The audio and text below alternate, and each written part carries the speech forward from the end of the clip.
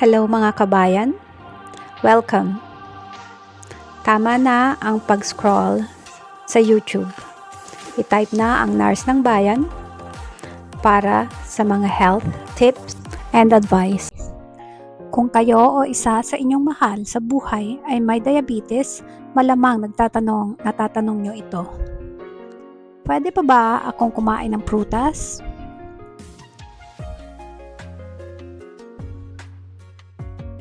Maraming diabetic ang natatakot kumain ng prutas dahil iniisip nila ang lahat ng prutas ay mataas sa asukal.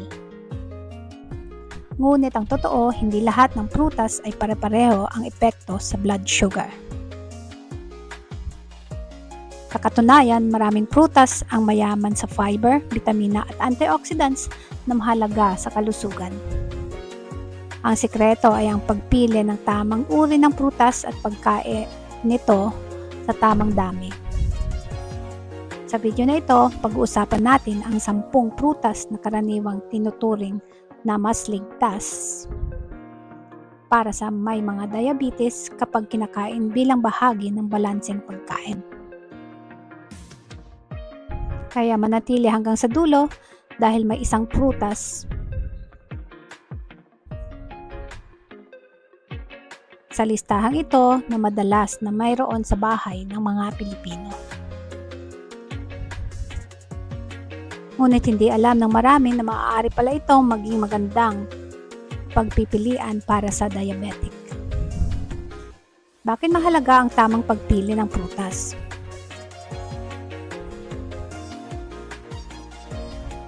Bago tayo magsimula, mahalagang maintindihan kung bakit hindi dapat iwasan agad ang lahat ng prutas.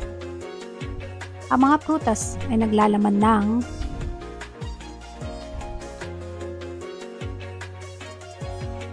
fiber,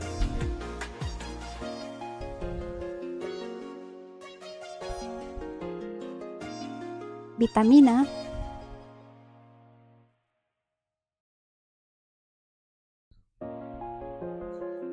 mineral,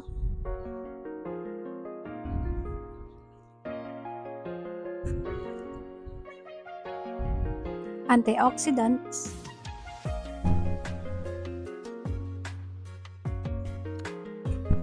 ang fiber ay mahalaga dahil nakakatulong itong pabagalin ang pagpasok ng asukal sa dugo. Ibig sabihin, hindi agad-agad tumataas ang blood sugar kumpara sa pagkain ng matatamis na processed foods. Ngayon, simulan na natin ang ating listahan.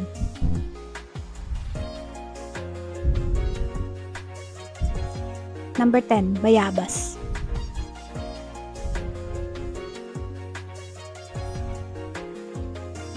Ang bayabas ay isa sa mga pinakamahusay na prutas para sa mga diabetic. Mayaman ito sa fiber at vitamina C.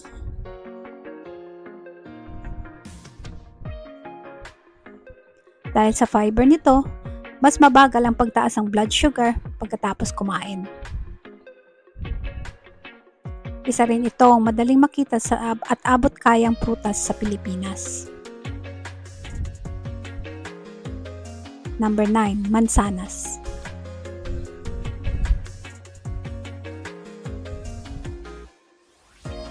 May kasabihan,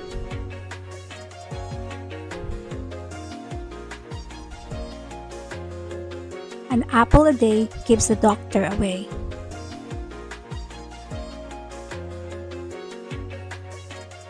Bagamat hindi ito literal, maraming benepisyo ang mansanas. Ang balat nito ay mayaman sa fiber, kaya mas mabuting kainin ito nang hindi binabalatan kung maayos ang pagkakahugas.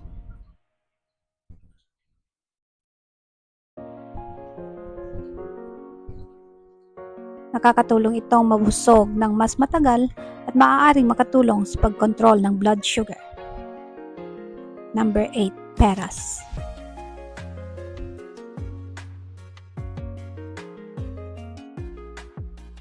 Katulad ng mansanas, mataas din sa fiber ang peras. May natural itong tamis, ngunit hindi kasing bilis magpataas ng blood sugar gaya ng mga matatamis na dessert. Isa itong masarap at masustansyang merienda para sa maraming diabetic. Number 7. Kahel o dalandan.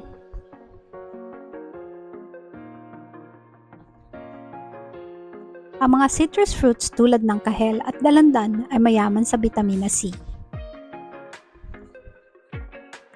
Naglalaman din ang mga ito ng fiber na nakakatulong na mas mabagal na pag-absorb ng asukal.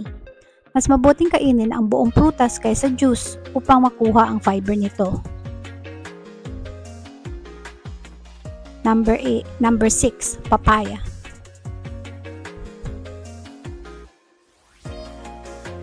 Isa sa mga paboritong prutas ng maraming Pilipino. Ang papaya ay mayaman sa vitamina A, vitamina C at antioxidants. Kapag kinain sa tamang dami, maaari itong maging bahagi ng healthy diet para sa diabetic.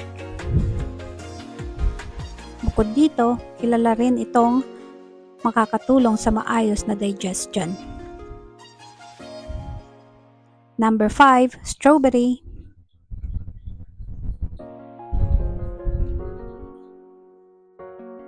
Bagamat hindi kasing karaniwan sa lahat ng lugar, sa Pilipinas, ang strawberry ay isang mahusay na pagpipilian. Mababa ito sa calories at mayaman sa antioxidants. Marami ring diabetic ang pinipili ito bilang alternatibo sa matatamis na dessert. Number 4. Avocado.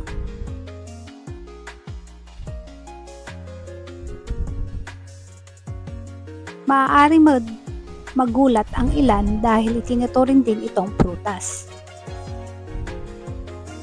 Ang avocado ay mababa sa asukal at mayaman sa healthy fats.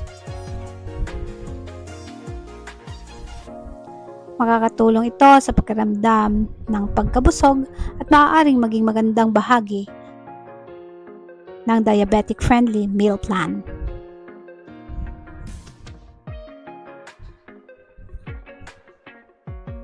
Maaaring kainin ng plain o idagdag sa salad. Number 3. Berries.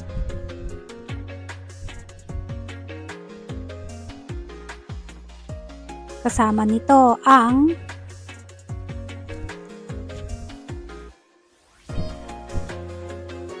blueberries,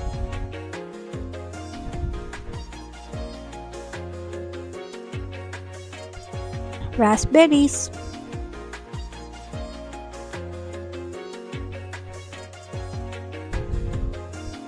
blackberries.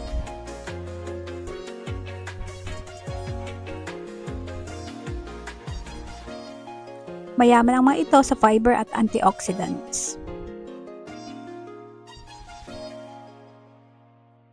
Bagamat may natural na tamis, karaniwan silang mas mababa ang epekto sa blood sugar kumpara sa maraming matatamis na pagkain.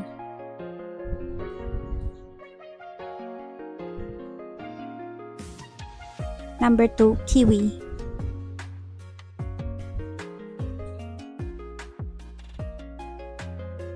Ang kiwi ay maliit ngunit napakasustansya.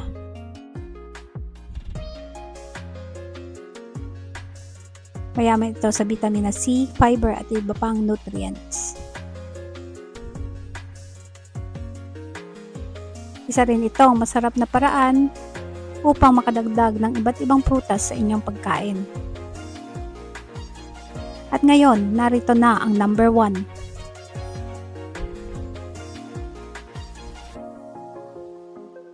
At ang winner, number 1, ang guava o bayabas.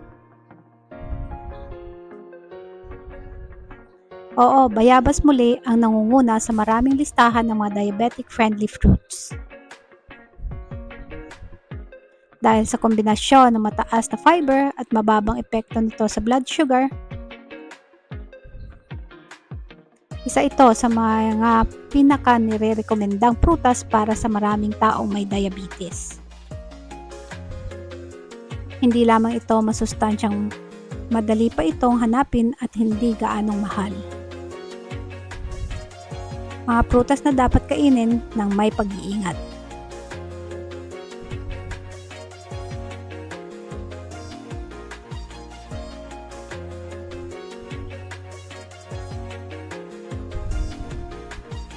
Hindi ibig sabihin na bawal na ang mga ito, ngunit maaaring kailanganin mas maingat sa pagkontrol sa dami. Kasama rito ang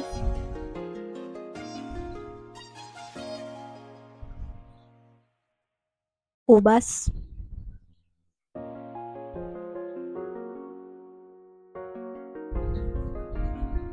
mangga,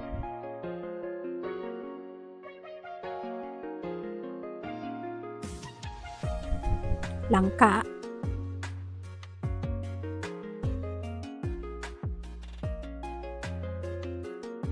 durian,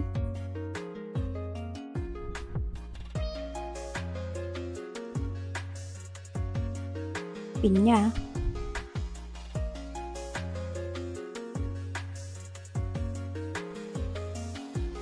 ang mga prutas na ito ay may mas mataas na natural sugar content, kaya mahalagang bantayan ang serving nito. Mahalagang tips para sa diabetic.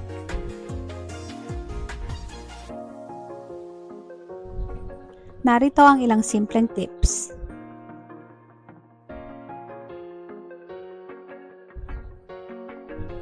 Piliin ang buong prutas.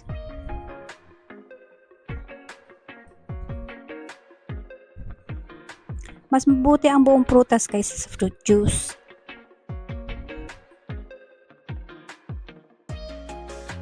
Kapag juice kasi, kadalasang nawawala ang fiber at mas mabilis tumaas ang blood sugar. Bantayan ang dami.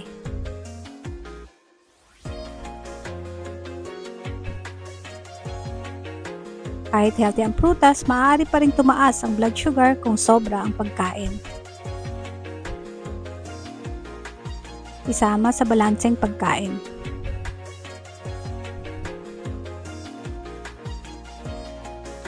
Mas mabuti kung kakainin ang prutas kasama ang iba pang healthy foods tulad ng protina at gulay.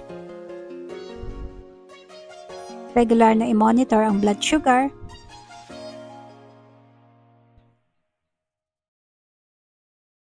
Magkakaiba ang reaksyon ng bawat tao sa iba't ibang pagkain. Mahalagang alamin paano tumutugon ang iyong katawan. Pangwakas na mensahe.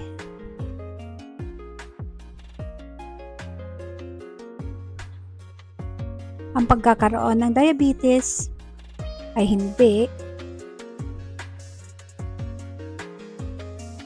nangangahulugang hindi na kayo maaaring kumain ng prutas. Sa tamang pagpili at tamang dami, maraming prutas ang maaaring maging bahagi ng isang malusog at masarap na pagkain. Tandaan, ang layunin ay hindi alisin ang lahat ng paboritong nating pagkain, kundi gumawa ng mas matalinong listahan para sa ating kalusugan.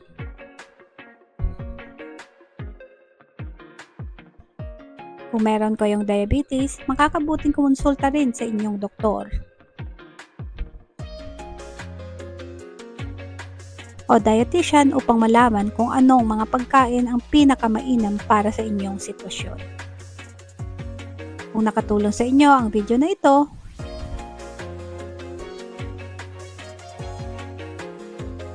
huwag kalimutang i-like, i-share at mag-subscribe sa ating channel. I-comment din sa ibaba ano ang paborito niyong prutas sa listahang ito. Maraming salamat sa panonood.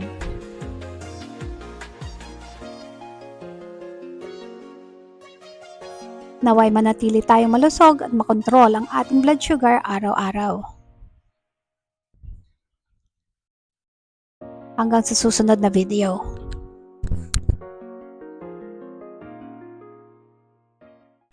Salamat mga kabayan. Till next time!